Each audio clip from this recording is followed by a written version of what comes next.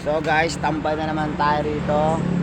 Nag-aabang na naman ako ng aking munting sasakyan at papunta tayo ng MOA. So, ang gagawin natin, abangan natin ang sasakyan namin na Avanza. Gabiyahe kami ngayon MOA guys at pupunta na naman natin yung ating work sa MOA sa may condo. Siya nga pala guys, munti nagpapaalala ko sa inyo sa mga munting manonood at followers ko. So magpamamanihan tayo guys sa susunod na linggo o kaya itong linggong itong mismo.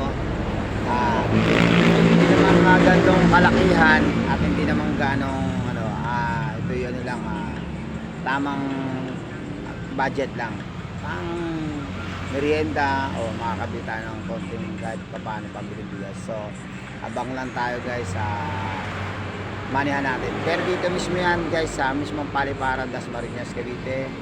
Dito ko mismo gagawin sa Paliparan. So abang lang tayo guys sa gagawin natin na pamanihan.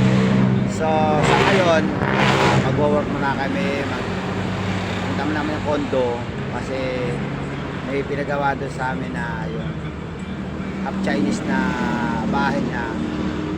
Pinaayos yung kwarto niya, gagawin namin sliding door yung sliding window at sliding door yung kanyang kwarto kasi masyado daw masikip. So abangan nyo guys ang pagbiyahe namin papuntang MOA.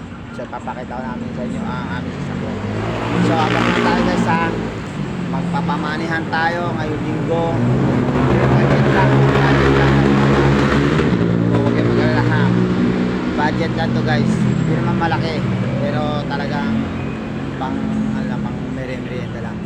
So abangan na tayo. Dasmariñas, Cavite guys, Paliparan. See you later guys. Huwag nyo kalimutan, huwag mo na kalimutan i-follow, like, share ang akin. So thank you. Abang lang tayo guys sa pagbiyahe namin. Kapit na, konting fees na lang. Darating natin yung service. Ayan. Nandito na. Dumating na ang aming konting sasakyan na inaantay. Ayan na. So, ayan. Going to MOA na kami. Ayan, sasakyan namin. So, ito na.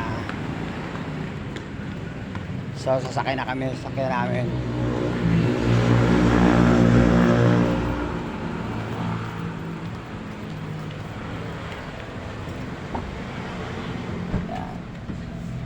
Yan lang tayo daan sa ano? Sa Baklaran. Bacoor. Kasi mga kuya yung paayos ka naman. Ay yung kasama ko. Dali. Going to MOA na. God bless sa biyahe.